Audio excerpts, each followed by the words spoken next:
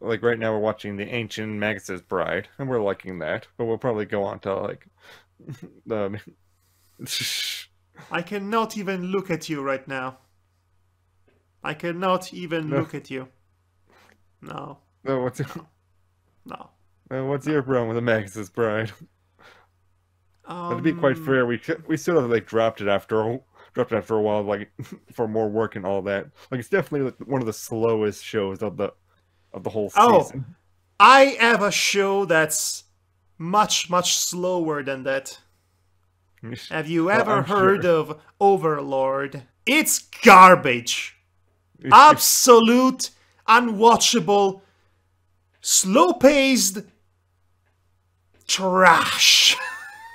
Yeah, I haven't wasn't interested in watching. I saw a little bit of the intro and just like, nah. It's just I basically mean, another one of it those could have isekai been shows. great. It could have been great if it focused on the premise and developed a narrative from that. But then it gets itself sidetracked for approximately 6 episodes doing a side quest that has nothing to do with overlording, so Yeah, to speak. yeah. A lot of the isekai shows have that sort of issue. Like I also reviewed another series, like for another channel called "In Another World with My Smartphone," something like that, which was like one of those blandest shows around. It's just one of those shows, but the main character has a phone and he has godlike powers, which So makes it all it's sorts of fun. so it's Death Note meets Millennials. Eh? Not really Death Note. It's basically you just basically place a kid with a smartphone into a fantasy setting.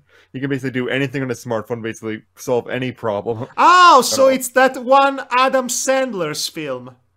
Yeah, Change Your Life with a Click, was it?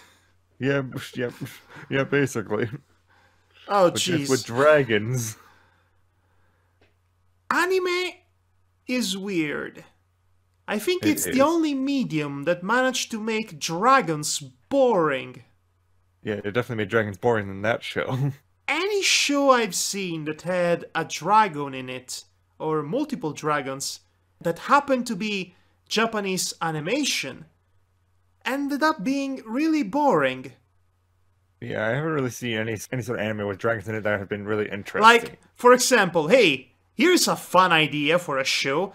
Let's take dragons and turn them into cute girls. Yeesh.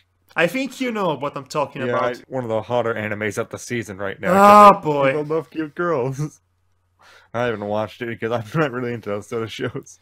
Yes, like I said, any anime with dragons in it is inherently boring. Like Dragon Ball, for example. That show is so boring. Oh god. This was a relatively strong year for anime. And Yeah. by that I mean I liked more than 2 shows.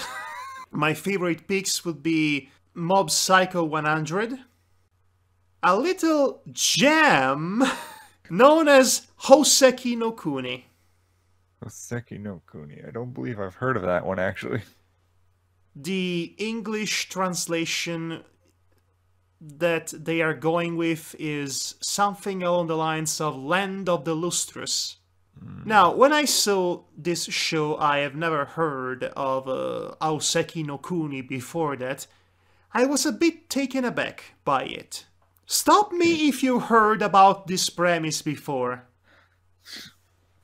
So there is this group of mineral or gem-based genderless life forms that all live Jesus, together in a no. big house, which happens to be on a beach, and they are fighting against invaders from outer space. They come from the moon in this case, but yes, by this point you realize this is uncannily similar to Steven Universe.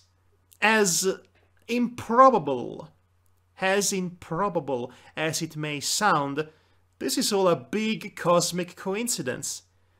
The very first volume of the manga of Hoseki no Kuni came out exactly 1 year before the first airing of Steven Universe.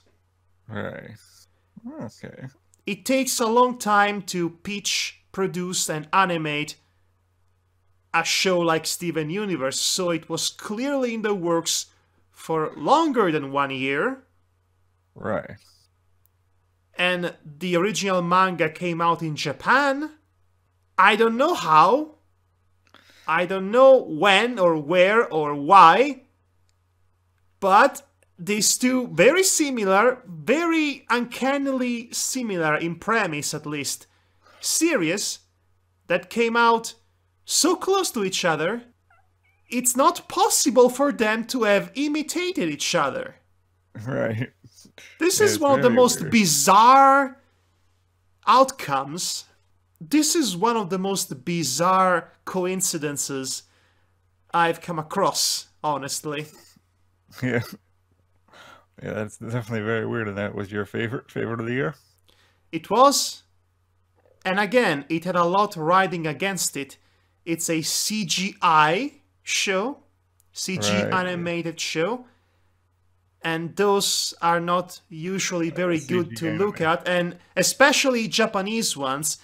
You have the infamous example of Berserk being the absolute worst thing that's ever been put out in the world. It's gosh darn abominable, eye-bleeding trash fire. It's the worst thing I've ever laid eyes on. I hate it with every ounce of my being.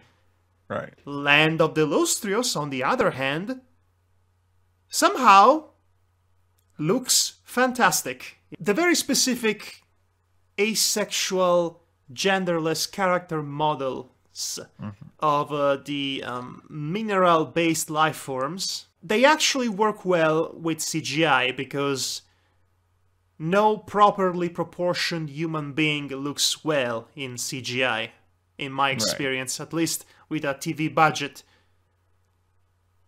And there is a lot of playing around with lighting and illumination and shading, even with the light reflecting hairstyles of the characters in the show, that put together are able to construct a unique aesthetic for this show that's actually enhanced by the use of CGI.